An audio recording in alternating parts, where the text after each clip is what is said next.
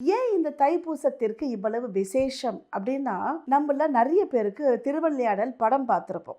முருகர் சின்ன வயசுல ரொம்ப அறிவா இருப்பார். சாதாரணமாக ஒன்று அழகு இருக்கும், இல்லைன்னா அறிவு இருக்கும். அழகும் அறிவும் ஒருங்கே பெற்றவர் தான் நம்முடைய கலியுக பெருமான். அறிவு இருந்துச்சு அப்படின்னா எந்த பிரச்சனையும் நம்மளால எந்த நேரத்திலும் சமாளிக்க முடியும். அப்போ அறிவும் அழகும் ஒருங்கே இணைந்த முருகப்பெருமான் கிட்ட நாம் அதே ஞானம் நம்மளுக்கு வேணும்னு கேட்குறோம் பாருங்களேன்.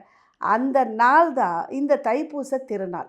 ஏன்னா தன்னுடைய தந்தையான உலகத்திற்கே இறைவனான சிவபெருமானுக்கு பிரணவ மந்திரத்தின் பொருளை எடுத்து சொன்ன நாள் தைப்பூசம் அன்றைக்கு தான் அப்படின்னு சொல்லுவாங்க. மாம்பழத்திற்காக தன் சகோதரனுடன் தோற்று எனக்கு கைலை மலையே வேண்டாம் அப்படின்னு சொல்லி திருஆவினன்குடியில் வந்து நின்னார் பார்த்தீங்களா பழனியில், அந்த நாளும் தைப்பூச தினம் அன்றுதான் அப்படின்னு சொல்லுவாங்க.